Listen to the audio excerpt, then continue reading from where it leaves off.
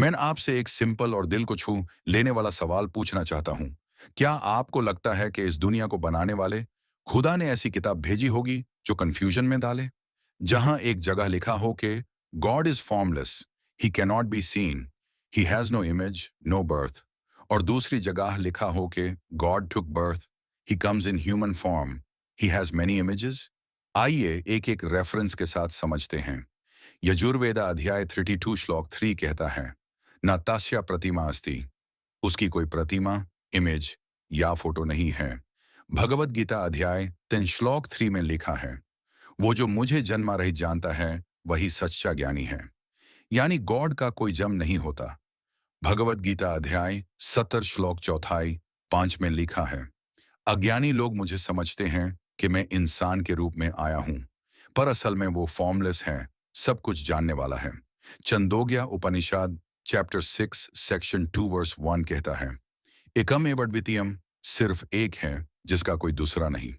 श्वेताश्वतारा उपनिषद chapter 6 verse 9, न तस्या जनिता न जानिता, न उसका कोई माँ बाप है, न उसका कोई ऊपर वाला।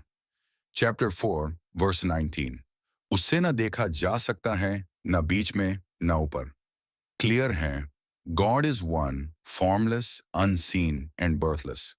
अब सवाल ये है, अगर आप इन्हीं शास्त्रों को फॉलो करते हैं, तो क्या आप फॉर्मलेस, अनसीन और बर्थलेस गॉड को मानते हैं, या उन एवटार्स को जो जन्म लेते हैं? अब एक लॉजिकल एग्जाम्पल लीजिए।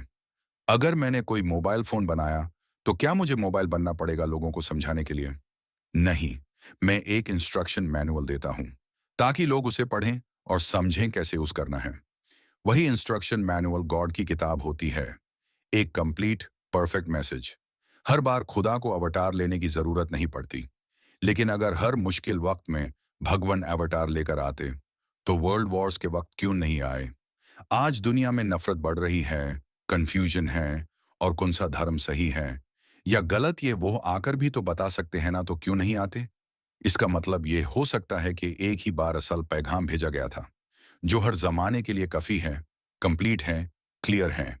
अब बात करते हैं नबी के तस्वुर पर, हिंदुइज्म वर्सेस इस्लाम।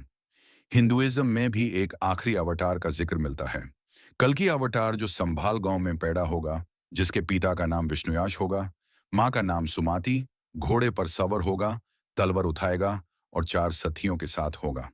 कल की पूरन चैप्टर 2 वर्स 5 ये सब डिटेल देता है।